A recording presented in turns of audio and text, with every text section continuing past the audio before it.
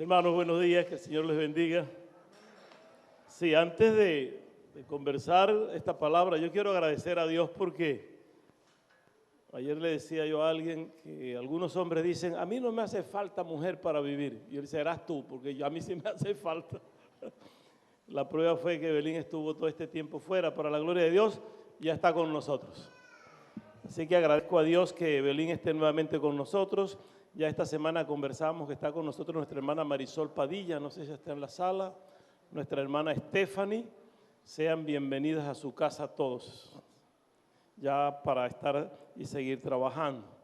Yo también quiero dar la bienvenida y agradecer al Señor la vida de nuestro hermano Nader Hussain por muchas cosas. Y hoy quiero conversar con ustedes lo que, si en mayordomía hemos conversado dos semanas, nuestro hermano Martín ahorita hablaba de ese principio de cómo la familia puede ser administrada, cuál es nuestra función. Hay hogares que no tienen padres, pues la madre asume la responsabilidad. La madre dice, yo voy a criar a mis hijos. Mi suegra crió 9. Gracias a Dios los 9, preguntaba a alguien, ¿todos vivos? Bueno, unos vivos y otros tontos, pero todos comen. Son 9, pero criarlos sanos. Y hay hombres que les toca criar a los hijos, porque las madres no están, por alguna circunstancia. Y lo más triste es que la diáspora sacó del país a muchos padres y dejó a los niños con los abuelos, o con los tíos, o con las madrastras, o con los padrastros. Y ha habido un desorden social en el país. ¿Por qué? Porque hemos sacado parte fundamental. Ese núcleo de familia se ha destruido porque hemos sacado lo más importante, que es la unidad de la familia. Y eso hay que rescatarlo. Cuando nosotros tenemos hermanos que han salido y regresan, yo sé que ellos traen experiencias para seguir trabajando. Y algunos de los que estamos acá, cuando alguien se va, dice, no nos manda, no, está bien, está por allá. Tú no sabes cómo está el que está por allá. Estará tal vez diciendo, ojalá que la iglesia me mande una ofrenda. Y nosotros aquí, ojalá que mande el diezmo para acá. ¿Qué es importante? Que cada vez que uno va o viene, o que en cada centro de familia pueda faltar uno de los padres, pueda faltar cualquier cosa, pero no debe faltar Jesucristo. No debe faltar Cristo en nuestros hogares. No importa lo que se diga, no importa lo que se haga en el mundo secular, pero este libro sagrado nos enseña a vivir por Jesucristo. Y de los momentos más duros y más los comparables, más tristes de la palabra, siempre Cristo ha sido el modelo a seguir. Y yo pensaba estos días con toda la situación de trabajo y el caminar, el ir, el venir, el Señor siempre da una palabra. Nuestro hermano Daniel decía un día acá en el púlpito, no es fácil elegir el mensaje, a veces tenemos que pasar una semana, 2 semanas, a veces en media hora, pero el Señor da la palabra que la iglesia necesita. Y yo sentía que hay algo que nosotros tenemos que rescatar en nuestros hogares para poder administrarlos, y es que hay que tener a Jesucristo allí. Y yo veía el ejemplo de lo más duro de la Biblia en representación, en tipología, lo más duro de la Biblia, y lo más ejemplar. Y lo más ejemplar es Cristo. Nuestra Biblia es cristocéntrica. Ayer yo decía en Tucupita que el material que estamos distribuyendo para evangelizar es cristocéntrico. Y nuestra Biblia, desde Génesis hasta Apocalipsis, solo habla de Cristo. ¿Y por qué nosotros sacamos a Cristo del hogar? ¿Por qué lo sacamos de la escuela? ¿Por qué lo sacamos de nuestra vida? Y a veces hasta pena tenemos de decir, es que yo soy cristiano. O sea, los que tenemos la virtud de tener a Jesucristo, debemos ver que por ejemplo duro o fácil que sea, Cristo es nuestra prioridad. Con los errores que tenemos, con los pecados que cometemos, con los desatinos, pero Cristo tiene que ser Cristo y Él es nuestro abogado para defendernos. Y el ejemplo para mí hoy es que Cristo es como la serpiente. Cristo como la serpiente. Algunos cuando decimos serpiente, ¿en qué piensa usted? En el diablo. Otro piensa en el veneno. Otro piensa en la suegra. Ese no es mi caso. Otro piensa en cualquier cosa, pero no pensamos en Cristo. Es como cuando hablábamos del caso de los hombres cristianos que decimos, estoy salado porque estoy de mal. Pues tienes que estar salado porque Cristo te dijo, tú eres la sal de la tierra. Y si tú pierdes tu sabor, si tú te desvaneces, pues la tierra pierde su sazón. Así que el cristiano que no esté salado tiene que buscar de Cristo. Y cristiano que no entienda que Cristo es levantado como la serpiente, pues entonces no estamos estudiando la palabra. Y hay que ir a la palabra para entender esto. Porque alguno puede pensar, es que el pastor está predicando de que Cristo es la serpiente, pero la serpiente antigua, ¿qué serpiente referimos? Es solo un tipo de comparación que el Señor mismo hace. Y proféticamente en el desierto, vea, profético en el desierto, para muchos años después, hay una representación con la serpiente respecto a Cristo. Vea lo que ocurre en Números 21, capítulo 21, el versículo 6. Yo quisiera que ustedes tengan sus Biblias y nos está ayudando allí Sofía con el video, cosa que le agradecemos, porque hay unos hermanos que se les olvidó traer la Biblia, otros la tenemos en el teléfono, pero hay que leerla. Algunos la tenemos, pero no vemos la letra pequeña, pero hay que leerla. Dice Número 21:6, y Jehová envió entre el pueblo serpientes ardientes, o sea, venenosas, serpientes peligrosas, serpientes, en mi pueblo son cascabeles, son terciopelos, son culebras de mucho veneno, corales, que son de mordedura eficaz. Solo una en rasguño y ya hay muerte. El Señor Jehová Dios envió entre el pueblo de Israel serpientes ardientes. Pero ¿por qué Jehová envía serpientes? Y vamos a leer en el texto. Ellas mordían al pueblo y murió mucho pueblo de Israel a causa de la mordedura. Si yo voy haciendo una analogía de esta mordedura con el pecado, ¿cuánta gente muere por el pecado? ¿Cuánta gente se está contaminando? Pero el pueblo vino a Moisés y dijo, en reconocimiento como hizo el hijo pródigo, Padre, he pecado contra el cielo y contra ti, decía el hijo pródigo, contra el cielo y contra ti he pecado, Padre, no soy digno de ser llamado como uno de tus obreros, tenme allí por tu misericordia. Y el Padre le recibió amorosamente y le perdonó. Dice que el pueblo vino a Moisés y Moisés, viendo el dolor del pueblo y la confesión que ellos hacían, diciéndole, hemos pecado, y oiga el pecado que cometió el pueblo, por haber hablado contra Jehová y contra ti. El pecado del pueblo era blasfemar contra Jehová y blasfemar contra el siervo de Jehová. Y con eso era suficiente para que Jehová enviase serpientes venenosas. A veces irrespetamos a Dios con nuestros comentarios. Ofendemos a Dios con nuestra idolatría a cualesquiera cosas que no es lo que Dios quiere que sea nuestra prioridad. Que no es lo que Dios quiere que sea. Y en el caso de Moisés, en más de una oportunidad, el pueblo blasfemó contra Moisés. Y el Señor tomó decisiones duras porque habían hablado contra su siervo. María y Aarón, hermanos de José, una vez hablaron mal de Moisés, y les cayó sarna de la cabeza a los pies. Y Jehová decía, me dan ganas de matarlos. Y Moisés clamaba por ellos, decía, no Jehová, ¿cómo lo vas a hacer? Son mis hermanos, pero están hablando de ti. Cuando hablan de ti, hablan de mí, porque a ti te puse yo. Y si alguien tiene algo en contra tuya, pues que venga a hablar conmigo, dice Jehová. El hablar trae sus consecuencias cuando no estamos ajustados a la palabra. Hablar contra Dios y contra el siervo de Dios, aquí dice que trajo muerte. Y el pueblo le decía, reconocemos esto, pero ruega a Jehová que quite de nosotros estas serpientes. Quítalas, pidiendo perdón a Moisés, no solo por la persona de Moisés, sino por Jehová. Y Jehová oye la oración. Moisés oró por el pueblo. El siervo no tiene rencor para no orar por el pueblo y hace caso omiso de lo que se pueda decir. ¿Por qué? Porque es siervo de Jehová. Y Moisés fue en oración y Jehová dijo a Moisés, pues hazte una serpiente, ponla sobre un asta y cualesquiera que fuere mordido y mirase a ella vivirá. Y Moisés hizo una serpiente de bronce y la puso sobre un asta. Y cuando alguna serpiente mordía a alguno, miraba a la serpiente de bronce y vivía. Y lo profético está allí para simbolizar o hacer una tipología de esa serpiente con Jesús. Levanta una serpiente grande, la vas a colocar en un asta y cada uno que sea mordido solo debe mirar la serpiente. Pero hubo mucha gente que fue mordida y decía, ¿para qué mirar si yo no me voy a curar con esto?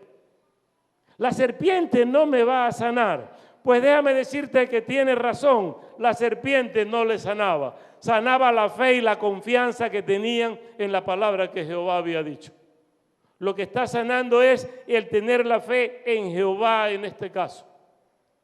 Moisés hace la serpiente. Y esa tipología de Cristo estaba dada porque en el Antiguo Testamento o para el pueblo de Israel había que hacer sacrificios. Había que entregar para tener redención.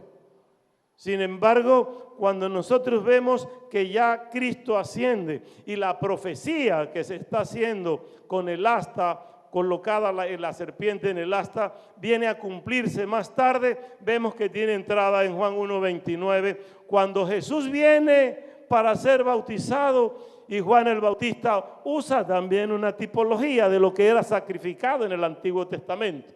Dice, he ahí el Cordero de Dios que quita el pecado del mundo. Ese cordero que antes se sacrificaba es ahora este hombre que viene acá. Y profecía de Dios se viene cumpliendo. Sin embargo, el autor de los Hebreos dice en el capítulo 10, verso 1, porque la ley teniendo la sombra de los bienes venideros, solo la ley tiene la sombra de lo que ha de venir, no la imagen misma de las cosas, nunca puede, por los mismos sacrificios que se ofrecen continuamente cada año, ser perfectos en los que se acercan. Porque ya nuestra salvación y nuestra redención no va a ser por mirar, no va a ser por el sacrificio. Ahora la redención viene por un nuevo ser que proféticamente estaba anunciado, que es Jesucristo. Jesucristo es y va a ser y seguirá siendo el autor y consumador de la fe. Pero el pueblo de Israel se especializó en hablar y en ser idólatra, en traicionar a Dios. Y allí Moisés, con este ejemplo que el Señor le dice que construya la serpiente, les da sanidad. Y el pueblo comienza a tener salud al mirar la serpiente, al mirar lo alto que estaba allá. Sin embargo, pasaron aproximadamente 700 años para que esa serpiente vuelva a ser mencionada. ¿Y por qué es mencionada? Porque el pueblo comenzó a perder la fe en Dios y a tener fe en la serpiente, a creer en la serpiente y a adorar a la serpiente. Y Dios dice, pues le doy un ejemplo de lo que ha de venir, y ellos lo que hacen es adorar el ejemplo. Y a mí me vuelven a olvidar. A mí me dejan de lado. Y si ustedes recuerdan cuando Ezequías, ya el Señor le dice a través del profeta, pronto vas a partir, y él clama al Señor y le dice en Segunda de Reyes, yo que he trabajado para ti, yo que destruí las estatuas de acera, yo que pude terminar con todo lo que se decía que era idolatría, yo que destruí la serpiente que construyó Moisés. 700 años después, Ezequías la destruye para que el Señor le dé la bendición y le alargue la vida por 15 años. Dejar la idolatría, dejar la adoración, garantiza vida para cada uno de nosotros, y no 15 años, garantiza vida eterna. Volver al camino con Dios garantiza vida eterna. Segunda de Reyes 18:1 para confirmar. Dice que en el tercer año de Oseas, hijo de Ela, rey de Israel, comenzó a reinar Ezequías, hijo de Acaz, rey de Judá. Él quitó los lugares altos y quebró las imágenes y cortó los símbolos de acera. E hizo pedazos la serpiente de bronce que había hecho Moisés.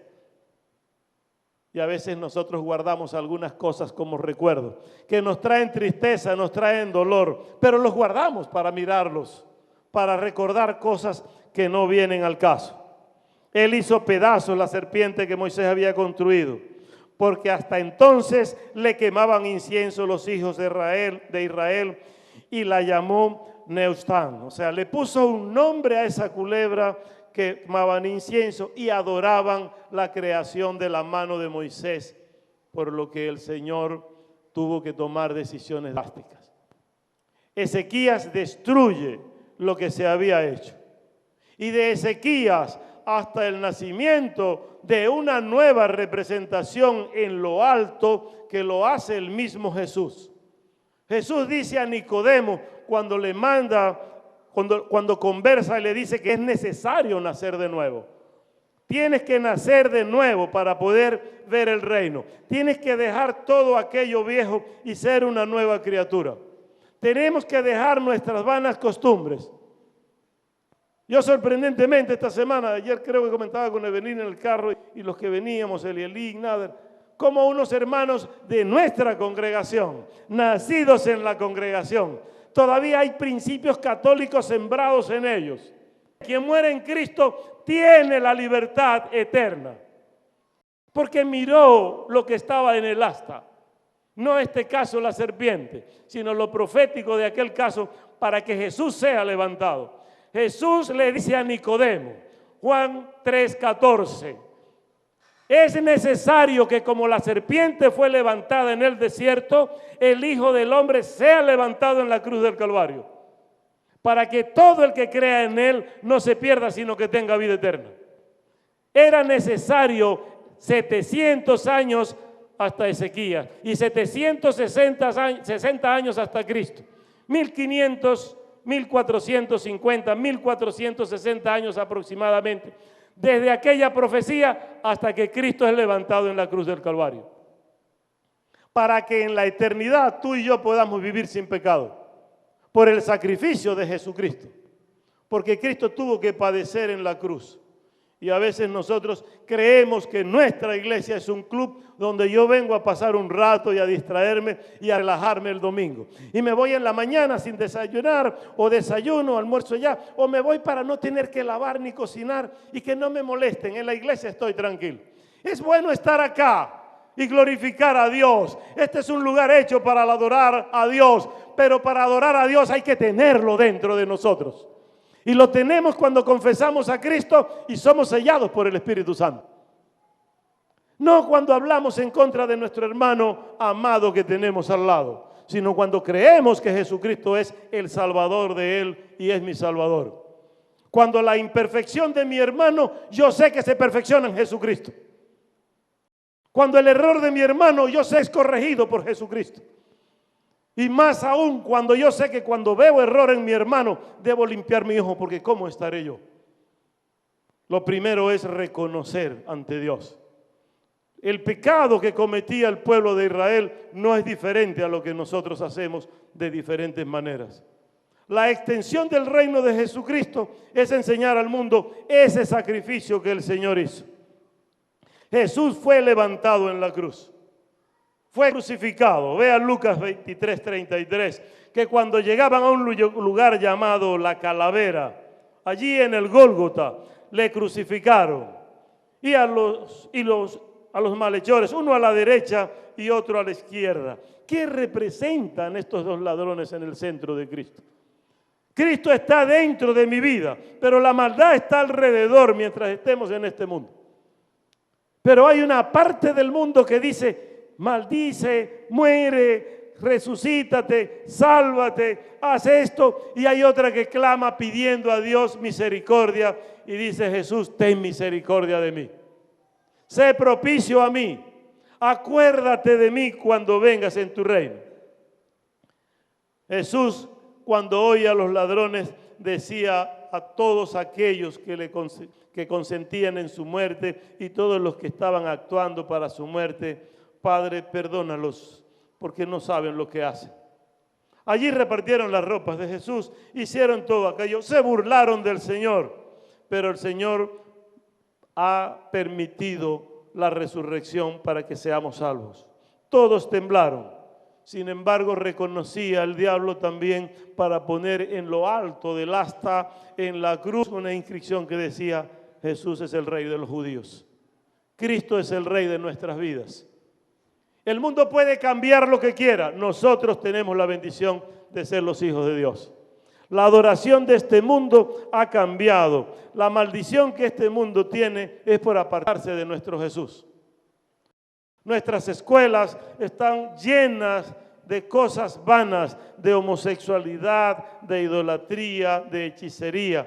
No solo nuestras escuelas, nuestros liceos, nuestras universidades, nuestros hospitales. Vamos a un hospital y lo primero que conseguimos son altares, donde se traiciona a Dios como Padre, a Jesús como Salvador, al Espíritu Santo como Consolador, para adorar estatuas hechas de manos de hombre.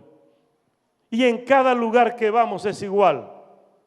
Y se sienten orgullosos de ofender a Dios.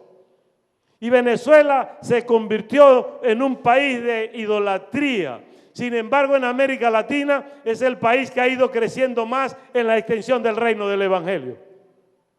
Y por eso adoramos a Dios. Y vemos cómo Cuba, un país también apartado de Dios por la hechicería, por la brujería, por la palería, por la santería, Cuba se ha convertido en el primer país de América Latina en exportar misioneros, en tener mayor número de iglesias evangélicas fundadas en los últimos 10 años. Un país deprimido, pero que está creyendo en Cristo y que ha levantado el asta de la cruz para que el pueblo vea a Jesucristo. Y con las necesidades que tienen, yo decía, ¿será porque los envían misioneros porque quieren salir de la isla? No, es que la isla con lo poco que tienen está pagando sus misioneros que están fuera. Y tiene gente donante que puede colaborar. Y a veces a nosotros nos cuesta ir a la casa del lado para predicar. El hermano Alexander me acompañó a Cúcuta para la Global Mission. Pudimos ver y yo les decía, vamos a enviar 15 misioneros a la India, a Senegal, a Jordania y países árabes. Pero ayer yo me conseguía a nuestra hermana María López, esposa del misionero Antonio López, hombre que sirvió en Los Caños, con la misma humildad de la hermana, y ayer le decía, hermana, tu hijo se va para India, porque es uno de los enviados que va para la India, el hijo del hermano Antonio López, José Antonio. ¿A qué va? A exhibir a Cristo en la cruz. ¿Es duro esto? Sí, pero hay que llevar, porque en Hechos 1:8, esa cruz que Cristo levantó, me dijo, yo te voy a dar poder cuando hayas creído, cuando haya venido sobre ti el Espíritu Santo. Pero el poder que me da es para que yo le sea testigo aquí en Jerusalén, en toda Judea, en Samaria y hasta los confines de la tierra. No dice el Señor por edades, no dice por sexo, sino que hay que predicar el Evangelio. Y esta iglesia es necesario que retome su visión misionera. No podemos existir como iglesia si no predicamos a Jesucristo. No tiene otro sentido que estemos acá, sino glorificar a Dios y predicar a Jesucristo. Usted tiene que despertar y saber que usted es un enviado de Dios para predicar a Jesucristo, a cualquier criatura, y que nuestros niños deben formarse con visión misionera, de ir a su salón de clase para también predicar a Jesucristo. Y que en el lugar donde estemos podemos testificar de Jesucristo. Con alianza o sin alianza, preferible la alianza por el apoyo que nos brindan y por el deseo de trabajo que nos brindan. ¿Es cansón? Sí. Alguien me decía, ¿cuándo vas a descansar ayer? Evelyn, ¿cuándo va a descansar? Cuando Cristo venga, descansamos. No hay tiempo que perder. Y una vez yo decía a ustedes acá en la iglesia, hay unos hermanos que cuando mueran, la lápida no va a decir descanse en paz, sino va a decir sigue descansando en paz, porque desde aquí va descansado. Gente que no está haciendo nada por la obra de Jesucristo. Y yo quisiera que usted tome este ejemplo. Levantado Cristo en la cruz en sacrificio, ¿qué vamos a hacer para los que se pierden? Levanten la mirada y vean, allí está la salvación. Si ellos no quieren levantar la mirada, ese no es nuestro problema. Nuestro problema es predicar el Evangelio de Jesucristo. Es como aquel profeta que iba y le decía a Jehová, estoy cansado de hablarles. Y ellos no creen. Y Jehová le dijo, sigue predicando, sígueles hablando, que cuando llegue el momento de juicio, tú vas a decir, yo les prediqué, pero ellos no van a poder decir, no hubo quien me predique. Sería diferente que ellos digan, a mí nadie me predicó. Yo vivía cerca con 2 evangélicos, compartía la oficina con 2 evangélicos y nunca me habló de Cristo. Allí creo que tendremos nosotros que convertir la maldición de la cruz en la bendición de la salvación. Por eso cuando cantamos el himno no decimos yo adoro a la cruz de Jesús. Yo adoro al Jesús que murió en la cruz y me dio la salvación. Era necesario que muriera en la cruz. Pablo dice a los Gálatas 3:13, Cristo nos redimió de la maldición de la ley, porque era imposible cumplir la ley, hecho por nosotros maldición, porque está escrito, maldito todo aquel que es escogido, que es colgado en un madero. Como maldición, como serpiente representado, Cristo va a la cruz. ¿Para qué? Para darnos la salvación. Y a los Corintios, segunda carta 2:8, porque ya conocéis la gracia de nuestro Señor Jesucristo. Ahora sabemos cuál es la gracia, que por amor a vosotros se hizo pobre, siendo rico, para que vosotros con su pobreza fueseis enriquecidos, fueseis cargados de una salvación que es eterna. Entonces lo que es la cruz es el ejemplo de muerte en maldición para uno que no tenía pecado, pero que cargó el tuyo y el mío. ¿Cuál pecado? Tanto los pecados de la carne como los pecados que no se ven en la carne. Pero los pecados de la carne, ayer conversaba con el hermano Nader y le decía, esos son visibles y son tangibles. Adulterio, fornicación, robo, asesinato, todo eso que ejecutamos en la carne, ese pecado de carne, Cristo lo crucificó en la cruz. Es visible verlo, pero el pecado del odio, del rencor, del chisme, de la envidia, de la raíz de amargura, hay que llevarlo cada uno a la cruz de Cristo, porque no es visible. Yo no puedo ver el odio que tengo o que tiene alguien hacia otro. Ni siquiera puedo ver el odio que otro me tiene. A veces alguien me odia y yo vivo feliz. Allá él con su odio, porque yo no lo siento ni lo vivo. Él tiene que llevarlo a la cruz de Cristo. Él tiene que ir a los pies del Salvador.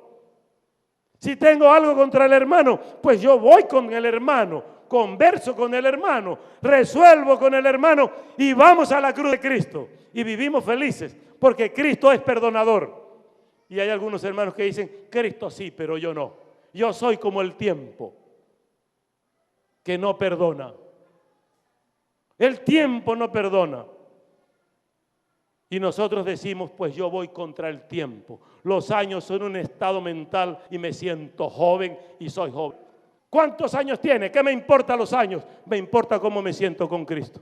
Y el que no fuere como un niño no entrará en el reino de los cielos. Está hablando que tiene que cambiar la dentadura y usar un rascaencías. No, está hablando de que hay que cambiar de actitud.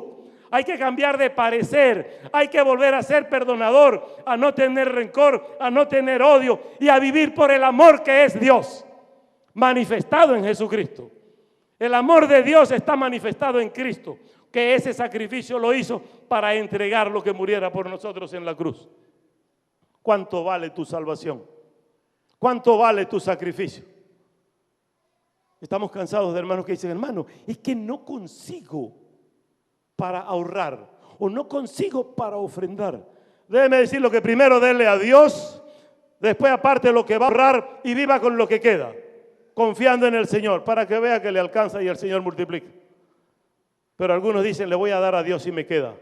O se mete la mano al bolsillo y dice, lo que saque eso es, y si el billete es de 50 dice, es mucho. Vamos a probar y el Señor que reprenda al diablo, vamos a sacar de 5 para darle al Señor lo que sobre. Yo recuerdo un hermano en esta iglesia una vez predicando y decía, hermanos, para dar al Señor, cuando voy a sacar los diezmos, había mucho dinero en billetes. Él decía, no traiga billetes viejos a la iglesia, hermano, saque los más nuevos para la ofrenda. Saque los billetes más nuevos para Dios. Por eso Jehová recibió la ofrenda de Abel, por su corazón de amor para con Jehová. Caín recogió lo que quiera. Ahí tienes, también tienes lo primero que coseché, pero no había amor. Los que cuentan la ofrenda a veces ven cuántos billetes abandonados. Voy a dar $5, pero el billete que no me aceptan los chinos es el que doy a la iglesia. ¿Para qué lo trae a Dios? No, porque Dios acepta todo. A Dios no le hace falta tu dinero. Dios quiere un corazón sincero. Dios quiere un corazón contrito y humillado. El dinero es secundario. La ofrenda es secundaria. El diezmo es secundario. Primero hay que ser mayordomo del Evangelio de Jesucristo. Hay que ser mayordomo del amor de Dios. Hay que ser mayordomo de la redención en la cruz para extender el reino. Para que los otros conozcan de Jesucristo. Y luego lo que viene por dinero son añadiduras. Dice, buscad primeramente el reino de Dios y su justicia. Y lo demás viene por añadidura. ¿Y cómo nos cuesta a veces? Hermanos, es sorprendente ver que en un culto de doctrina, de discipulado o un culto de oración, cómo no nos gusta buscar de Dios. Y si es que la iglesia me dijera, hermanos, es que nos estamos congregando en otro sitio, digo, están orando. Hay que orar y hay que buscar de Dios. Eso es mayordomía también. El tiempo es mayordomía. Hay una secta por allí que nosotros nos cansamos de verla, predicar todos los días. Y el sábado salen todo el día y decían, pero ¿cómo hacen? Y es que ellos diezman el tiempo. Y el día tiene 24 horas. Y ellos deben dar en evangelismo cada día 2 horas 40 minutos. Y si no puede predicar hoy, pues mañana predica el 2.40 por 2. Sería 4.80, digo yo. Y si toda la semana no puedo, sumo ese número de horas y el sábado salgo desde las 6 de la mañana a caminar por ahí. Si me reciben o no, ya yo estoy diezmando mi tiempo. Los musulmanes a la hora de orar, no importa lo que hagan, se apartaron, extendieron su lienzo y se arrodillan a orar. No importa si hay que comer, si hay que trabajar, primero hay que orar. Y nosotros tenemos lo más importante, tenemos la verdad que ellos no tienen, tenemos a Jesucristo. ¿Por qué no oramos a Dios? Y cantamos, por la mañana las aves cantan, las alabanzas a Cristo el Salvador. Y tú, hermano, ¿por qué no cantas a Cristo el Salvador? Porque necesitamos exhibir que de la serpiente a la cruz, del ejemplo tipológico de la serpiente de Moisés a Jesucristo, pudo pasar el tiempo, pero Dios siempre quiere la redención de los hombres. Y de Cristo hasta ahora la oferta de salvación está. No hay que esperar otro tiempo de tribulación o gran tribulación. Hoy es día de salvación, hoy es momento grato para ser salvo. ¿Por qué? Porque nosotros somos salvos por gracia, por medio de la fe. Y eso no es por obras, eso no es de nosotros, eso es un regalo de Dios. Eso es un don de Dios, dice Pablo a los Efesios. Es el regalo de Dios, la salvación. Nuestro hermano Martín hizo una obra maravillosa de mayordomía hoy. Hombres, mujeres, la unión varonil, la unión femenil, para mostrar y enseñar. Anoche como a las 11 y algo hablando con Evelyn Negro, ¿qué hacemos con los matrimonios? ¿Qué va a pasar con esto? ¿Cómo orientar? ¿Por qué no están haciendo esto? Hija, ¿cómo hacemos? Y hoy quiero decirles lo que hay que hacer. Y es que cada hombre de nosotros debe exhibir a Cristo en la cruz en su casa primero. Ponga a Cristo allá en lo alto. Enséñaselo a los niños, dice el Deuteronomio. Enséñale a los niños para que el niño le enseñe a los hijos de él y aún a los amigos de él. Y si tienes extranjeros en la casa o visitas, pues enséñale también. Pero cada hombre de nosotros es responsable de enseñar a Cristo en nuestra casa. Cristo debe ser primero allí, después tú, hombre, y después la mujer. El someternos, el estar sujetos el uno al otro, da muestra de mayordomía espiritual. El hombre tiene que estar sujeto a Cristo como Cristo está sujeto a Dios. Porque Dios es cabeza de Cristo y Cristo es cabeza de la iglesia. Y el hombre es cabeza de la mujer. Y hay una línea de sujeción en Jesucristo allí. Y el enemigo ha querido darnos cosas torcidas. No es mayordomía que una mujer me diga, es que estoy empoderada. Y la iglesia, la mujer cristiana se empodera. Usted no puede empoderarse de lo que la palabra enseña en sujeción al Espíritu Santo. Los hijos tienen que estar sujetos a sus padres. Hijos, obedeced en el Señor a vuestros padres porque es justo. Es mandamiento con promesa. Y padre, no provoques ira en tu hijo. Administra, sé mayordomo del amor que Dios te está dando, para que puedas cosechar un hogar fructífero, un hogar de amor. Ayer yo decía al hermano Nadri, yo oigo a Elín y a Evelyn reírse y yo digo, Dios mío, ¿hasta cuándo se van a reír? Y si está Eli, y si está la Eve es peor. Y si llega Liliana es peor todavía. Y después digo, gracias Señor, porque es gozándose, es riéndose. El que lleva la parte de él soy yo. Porque la agarran es con uno. Pues 4 contra 1 o 4 contra 2. Pero alabo a Dios por eso, porque veo hogares donde no hay administración, donde el padre quiere matar a los hijos odian a los padres y el amor de Dios se perdió. Y no estoy hablando de hogares inconversos, estoy hablando de una reflexión para nuestros hogares en la casa. El amor está entre nosotros, Dios está entre nosotros y debemos cosechar. Cuando el hijo levanta la voz al padre, el padre tiene que sujetarlo y enseñarle con respeto. No es que él está pequeño. Decía mi hijo Elier, viejo, hay que corregirla ahí porque de pequeño se va grande.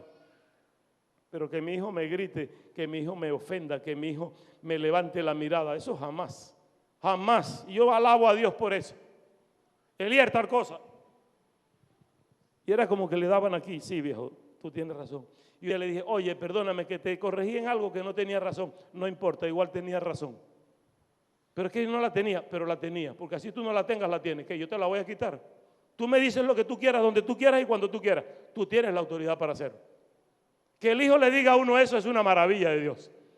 Pero que no le diga al hijo así y el hijo, ¿qué me ves? O sea, ya la cosa se pone complicada. Hay niños allí que tú los miras y dices, ¿por qué me estás viendo? O padres que le dicen a los hijos, no le hagas caso al pastor, que el pastor no tiene autoridad sobre ti. Déjame decirte que sí la tengo, sobre el niño y sobre ti también, porque para eso nos puso el Señor. El diácono tiene autoridad sobre el niño y sobre el adulto que está acá, porque para eso lo puso el Señor, para servir, para enseñar, para corregir, para instruir con esta palabra que esa es la misión.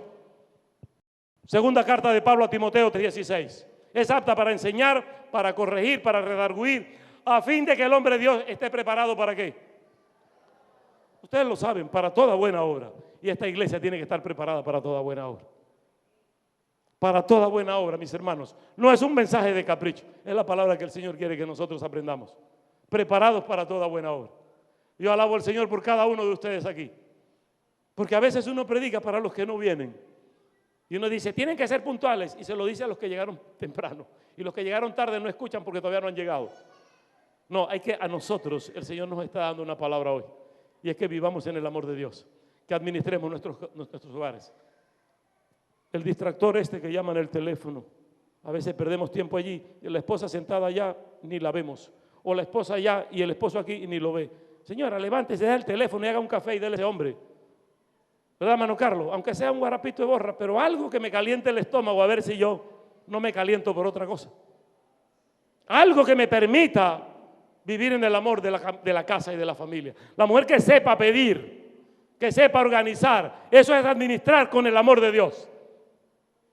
Una pasada de mano, un cariño. El Señor quiere que tú exhibas en la cruz. No la serpiente representada en lo que ustedes dijeron al comienzo, la serpiente antigua, el pecado, el diablo. Representamos a Cristo Redentor y Salvador. Proféticamente, aquella serpiente representaba a Cristo. Y Cristo ha de venir por su pueblo. Va a devenir Cristo por su pueblo. El 6 de diciembre vamos a dictar un taller de escatología para pastores. Si alguno de la iglesia quiere estar en ese taller de escatología, yo invito a mis hermanos diáconos, todos para estar, para aprender cosas de lo que es el fin de los tiempos. Entonces, para nosotros es de gratitud ante Dios saber que Cristo viene pronto, pero también que de mucha alerta porque debemos estar preparados para cuando Cristo venga. ¿Sí les parece? ¿Cuántos tienen a Cristo en su corazón?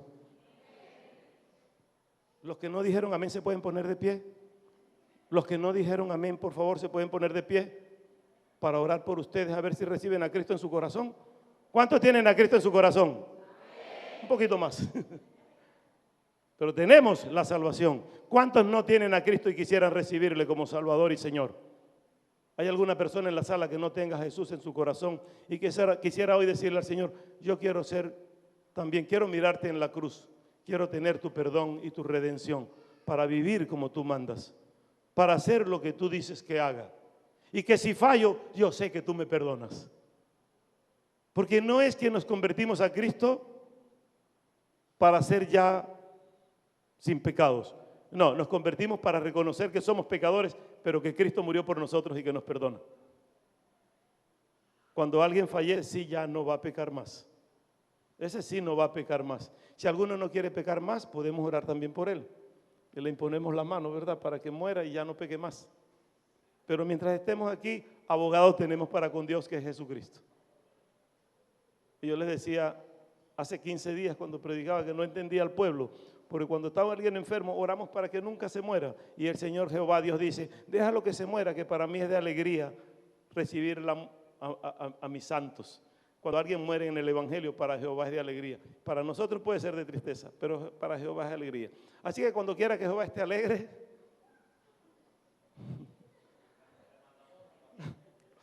Otoniel quiso llevarlo, pero a los cuatro en la hemoglobina en 4 dijo, Señor, unos días más. Y Adeisa, no te lo lleves, Señor. No quería que fuera salvo en ese momento, pero para después. Así que para la gloria de Dios, vamos a estar de pie, hermanos, para orar. Señor eterno, cuántas cosas, Señor, pudiésemos decir para reconocer que tú eres nuestro Dios.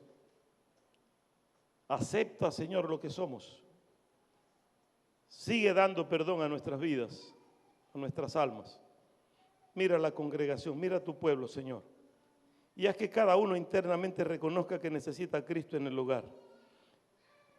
Que como dice el himno, en el hogar tú necesitas a Jesús. Avivar el fuego del Espíritu Santo en cada hogar, Señor. Para que seas glorificado en el hogar y que cuando vengamos acá estemos gozosos y cantemos alegres y estudiemos tu palabra porque vivimos y dependemos de ti. Que tú estés presente en nuestras vidas siempre, Señor. Gracias por cada hermano que está en la sala. Gracias porque les has traído con bien, aún a pesar de lluvia, de dificultad, de transporte, tú les traes con gozo. Gracias por cada uno de ellos. Bendícelos, Señor, que no falte el pan en su mesa. Bendícelos, Dios, con salud, con bienestar y con prosperidad. Tú eres el Dios de todo, el Dios de riquezas, de oro y plata. Tú eres el Dios de la salud, tú eres el Dios de la visión, tú eres el Dios de todo lo que en el mundo hay. Cubre a tu pueblo, Señor. Gracias por cada uno de ellos. Bendícelos y sígueles guardando, Señor. Gracias por tu amor. Síguenos ayudando para seguir trabajando en tu obra, para la gloria de Jesucristo. Y en él oramos y te bendecimos. Amén.